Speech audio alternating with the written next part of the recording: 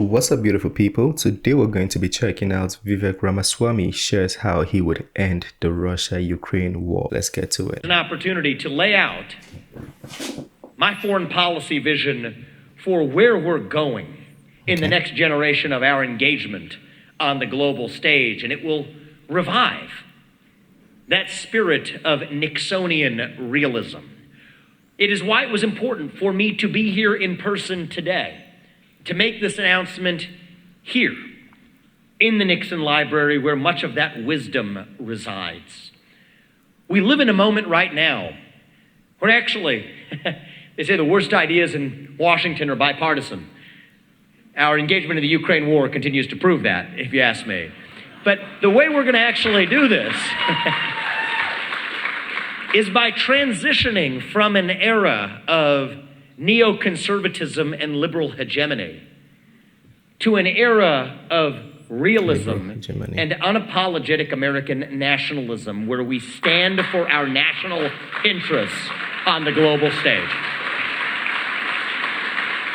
The North Star of my foreign policy will be the modern Monroe Doctrine, combined with Nixon's doctrine. The Nixon doctrine was that other nations have to be the first protectors of their own national security. I agree with that. We will revive that, and I combine that with the modern Monroe Doctrine, a doctrine that we will re-implement under my watch as U.S. President, which says that if you're a foreign nation, you do not mess with the United States of America on our own home soil. You do not test us on our waters or in the Western Hemisphere, and if you do, you will have hell to pay for it. No Chinese spy balloons flying over half the United States. No Chinese spy bases off the southeast coast of the United States. Are the Chinese spy balloons or aliens? We need to come to a conclusion. People are saying those are aliens. People are saying those are Chinese spy balloons. No Chinese manufactured fentanyl in the hands of Mexican drug cartels waging a modern opium war on the United States of America. But it also means that we will not fight somebody else's war if they're not actually defending their own territory either. The first accomplishment that I hope to deliver in my foreign policy agenda as U.S. President will therefore be to end the Ukraine war on terms that advance American interests.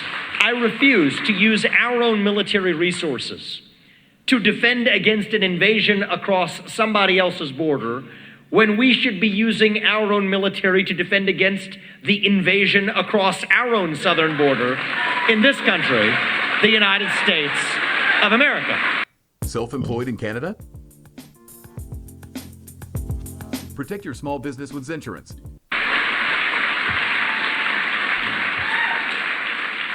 And in ending that war, I will borrow from none other than our main man tonight, Richard Nixon, who traveled in 1972 to China to pull a maneuver that only he could have pulled off. Nobody else other than Richard Nixon could have done it, because it was his own vision.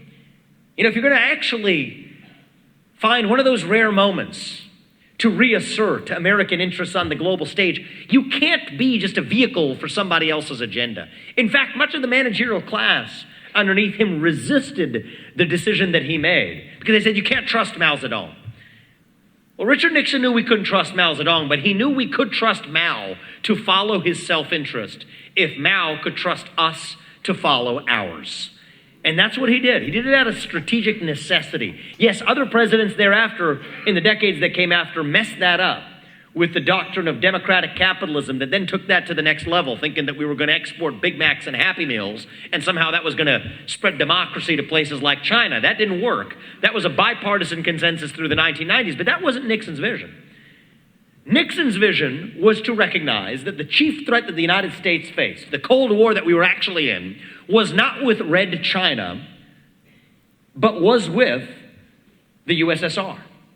And he recognized that Mao was in a strategic relationship with Brezhnev, with the USSR at the time, that posed together an alliance that truly threatened American interests on the global stage. And so he did what he needed to do. He traveled to China to pull Mao Zedong out of that alliance with Brezhnev. And that was the beginning of our path that allowed Reagan to be on the strong footing to bring us to the near end of the Cold War itself.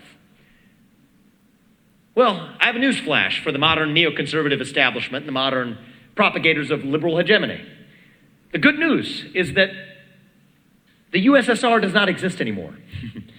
An alliance, NATO, that we formed to deter the spread of the USSR, to deter the possibility of nuclear war with the USSR, that alliance has now expanded more after the fall of the USSR than it ever did during the existence of the USSR. Good point. Very good point. The real threat we face today, the equivalent of the USSR that Nixon faced, is actually communist China today. We have to open our eyes to the fact that we're not in the 1970s anymore. We live in the year 2023, and we must awaken to the real threats that we face. Now it's an enemy who we depend on for our modern way of life. And today, once again, how history comes full circle, the Russia-China alliance represents the single greatest military threat that we face in the U.S. today. Russia's hypersonic missile capabilities and nuclear capabilities outstripping that of the United States, combined with China's naval capacity in the South China Sea that outstrips that of the United States, combined with being an economy that we depend on for the shoes on our feet or the phones in our pockets, that Russia-China military alliance is the single greatest threat we face. Nobody in either political party is talking about it, and that is why But it's not a threat if nobody's provoked, right? So are you guys provoking them? will end the Ukraine war on terms that require Vladimir Putin to exit his military alliance with China. This is a reverse move of what Nixon did. Putin is the new Mao. And while we have a foreign policy establishment in both parties, including Biden, who tries to... But that's a bold statement, though. That's assuming you can just tell Putin what to do and he's going to listen to you. What if he doesn't listen to you? to supplicate to China. Let's take it back a little bit. Move of what Nixon did. Putin is the new Mao.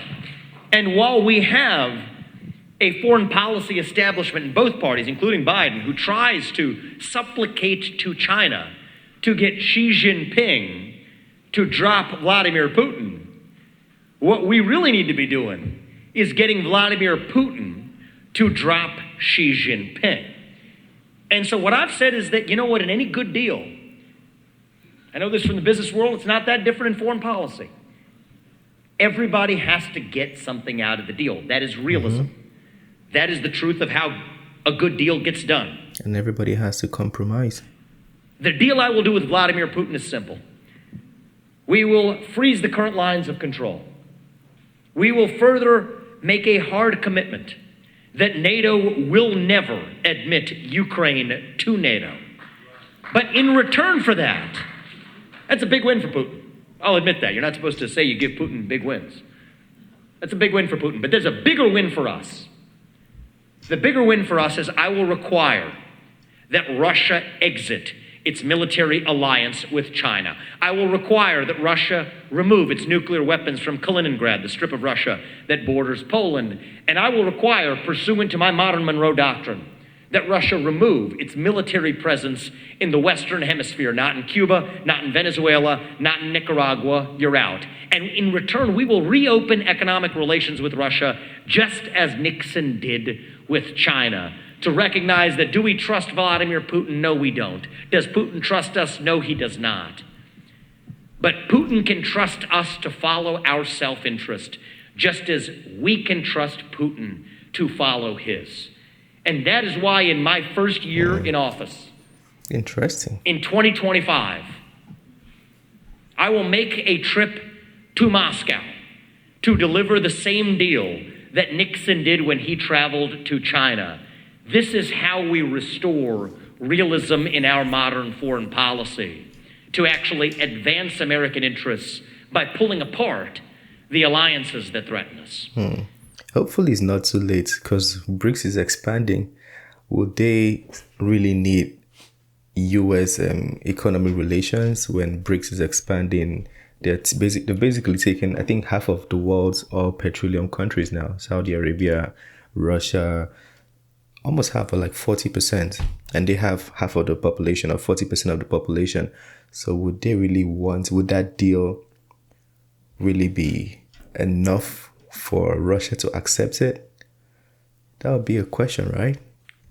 Now, the conventional wisdom is that this will threaten Taiwan and threaten American interests, which we have in Taiwan, because that will embolden Xi Jinping to go after that island nation. The argument goes that if Putin walks away with parts of the Donbass region, that will somehow cause Xi Jinping to be emboldened to think he can walk away with impunity if he takes a piece of Taiwan. I think it's actually the reverse that's true. Today, we are driving Russia further into China's hands. And Xi Jinping's calculus is that the U.S. will not want to go into conflict with two different allied nuclear superpowers, Russia and China, at the same time. But if Russia is no longer in China's camp, is no longer a 2001 treaty ally, as they are today, then Xi Jinping will have to think twice before going after Taiwan. It's the number one thing we can actually do to deter Xi Jinping from going after Taiwan while avoiding war is pull Russia apart from China. Combine with that a renewed commitment to our partnership that we may expand with India. Hard commitments to close the Andaman Sea and block the Malacca Strait if required in the position of potential conflict arising around Taiwan. India would happily do that if we gave them a trade deal that looked similar to what we have already with Chile or Australia. And I'm not just saying that because my name is Vivek freaking Ramaswamy here, okay? In fact, part of the reason that we have a relationship of mistrust, I would say a relationship of trust with India that could leave room for improvement, is that we haven't had the kind of trust-based dialogue between our two countries. And so, you know, if I'm not going to get that done by the end of my first term, I would consider that a personal failure on an ethnic count. But this is how we think about deterrence of China. Bolster our relationship with allies who share our interest in deterring Taiwan while pulling Russia out of China's hands. I'm a big believer in the Second Amendment here at home. Let's turn our Second Amendment into an export. That's what American exceptionalism is about. I feel like, you see, I do agree with Vivek on a lot of things, but he's making this seem too easy. Like he can just go interest Russia to leave the relationship with China. But this is getting even bigger as we speak. From the sanctions Russia is facing right now, you know which country is really doing business with Russia? That is China. So economically, they're building a friendship that can stand the test of time. And more countries are even getting into this relationship, which is going to... Basically, my point is, will America in 2025, when he comes into power, will America still... Would they still want to do business with America? Will America be relevant enough for Russia to accept this deal? You know, I mean, I'm not saying America will not be relevant as a country, but relevant to Russia's economic state in order for Russia to cut China and accept this deal. That's what I mean. Because America is always going to be America. But would Russia see that? Leave it to Taiwan to adopt a Second Amendment of its own. Put a gun in every Taiwanese household. Train them how to use it. That's how you turn Taiwan into a porcupine. This is how you deter China. But why is it in our interest then to deter China from going after Taiwan if we're not doing the same with respect to Russia and Ukraine? The answer is it comes back down to American self-interest. Taiwan is responsible for the leading edge semiconductors that power our modern, technologically facilitated lifestyle. Probably these lights that are shining in my face, the phones in our pockets. The computers that we type up our notes on, those cameras that are recording me in the back, these are powered by leading-edge semiconductors that come from this tiny island nation off the southeast coast of China. I think it's regrettable that we got to a place where our modern way of life depends on that island nation, but that remains a fact. Which is why I've said that we will move from our, I believe, inexplicable posture of strategic ambiguity with respect to Taiwan in my first year to a position of strategic clarity, where I will be clear with China and with Taiwan that we will defend Taiwan if China invades Taiwan before we have semiconductor independence in this country. I will lead us, I hope by the end of my first term, to semiconductor independence in this country. By 2028, I believe it is possible in the United States of America. And thereafter, we will be very clear that after the U.S. achieves semiconductor independence, our commitments to send our sons and daughters to put them in harm's way will change after we've achieved semiconductor independence. These are naked views that you're not supposed to share in public. These are the things you're supposed to keep in a hush-hush format, sweep under the rug, to know that you kind of mean these things, but you don't actually say them. I actually believe it is in our interest to unapologetically state to the world what I will state to you all at home, that it is my moral obligation as the next U.S. president to stand for the interests of Americans here in the homeland without apologizing for it. When I tell the rest of the global leaders that I mean it, they will know they can trust us. And it's not really credible to say that we're going to defend democracy selectively when the democracy of the day we're defending is a nation that has banned 11 opposition parties, goes after religious minorities and churches, and has consolidated all media into one state media arm. That's Ukraine, if you weren't wondering. We knew. It doesn't make sense, right? But if we say that, no, we're going to be very honest. Our engagement outside the Western Hemisphere will be limited to the circumstances where it actually advances U.S. interests. Then that puts Taiwan on notice that a nation that's supposedly at threat of annexation is now spending less than 2% of its GDP on its military. It better step that up to 4% by 2028, which is where it'll need to be to have a chance of defending itself. It'll put China on notice to say that, you know what, you have some nationalistic unfinished business from 1949 when Mao Zedong and Chiang Kai-shek had at it. But you will not mess with the United States and our interests by holding an economic gun to our head, by taking a shot for going after that island, until we have semiconductor independence in this country. This is how we smoke out realism, revive Nixonian realism in the modern day.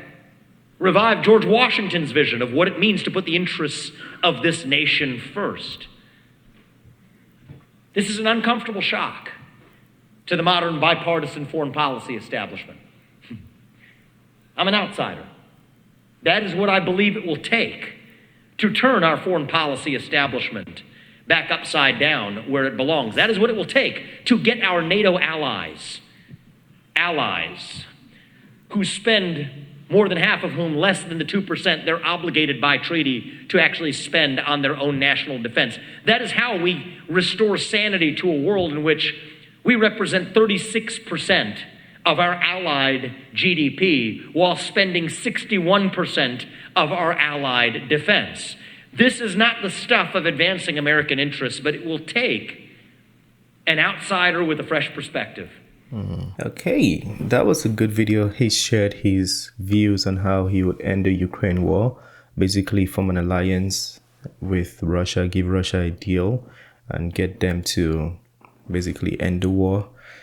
But in return, they have to cut ties with China. I kind of have my doubts on that, but again, I'm not a professional, so maybe he knows what he's talking about. My doubts, like I stated before, will America still be a relevant business partner by the time he wants to do something or make a move? Because Russia the BRICS, they're making their own personal moves and it's getting very big. While everybody was speaking about Trump's indictment, there was a BRICS summit happening and there was BRICS expansion, very strategic, I think, countries like Argentina, Ethiopia, Egypt, Saudi Arabia, UAE, all of those countries joining the BRICS now, very strategic. Even the South African president said it took about 1 year to deliberate. So if they spent 1 year thinking about it, it means they had to make sure they made the right decision. Somebody in the comment section told me about 100 countries wanted to join BRICS. So if 100 wanted to join and they chose these nations precisely, if so, it was really strategic. So yeah, by 2025, my argument would be, do you think Russia is really going to care about doing business with US or even listening to what US has to say when they've already created a whole atmosphere around themselves, especially considering the fact that USA is spearheading the sanctions and all of the restriction Russia is having right now? Well, let me know, feel free to tell me. Maybe there's something I don't know. Feel free to let me know. I could be entirely wrong as well, but feel free to let me know. It's the end of this video. Smash the like button, subscribe if you're new to the channel, and I'll see you on the next one. Have a wonderful day. Peace. I made this bet on my own, bet on my own.